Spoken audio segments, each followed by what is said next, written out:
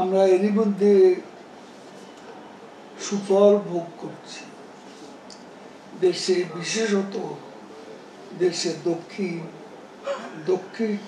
পশ্চিমাঞ্চলে 21টি জেলা, 3 কোটি মানুষ।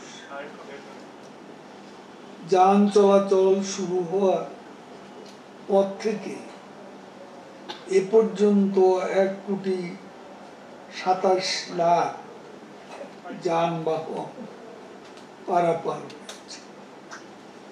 মোট টোল আদায় হয়েছে প্রায় 1,648 কোটি টাকার কিছু বেশি। অর্থ বিভাগের সাথে বাংলাদেশ সেতু কর্তৃপক্ষের ঋণ চুক্তি অনুযায়ী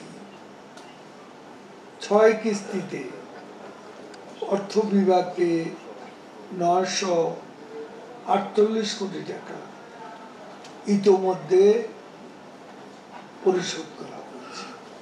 টোল আদায়ের 7ম ও 8ম কিস্তি বাবদ 314 কোটি টাকা চেক গণভবনে মাননীয় প্রধানমন্ত্রীর মাধ্যমে অর্থ বিভাগকে হস্তান্তর করা হয়। এর মধ্যে আমরা আমাদের Farmgate airport, Dhaka elevated expressway,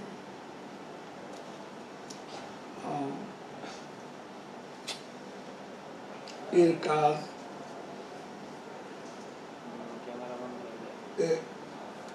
শেষ হয়েছে। এ পর্যন্ত প্রকল্পের মূল দৈর্ঘ্য হচ্ছে 19.73 কিলোমিটার। র্যাম সহ এলিভেটেড এক্সপ্রেসওয়ে মোট দৈর্ঘ্য 46.73 কিলোমিটার।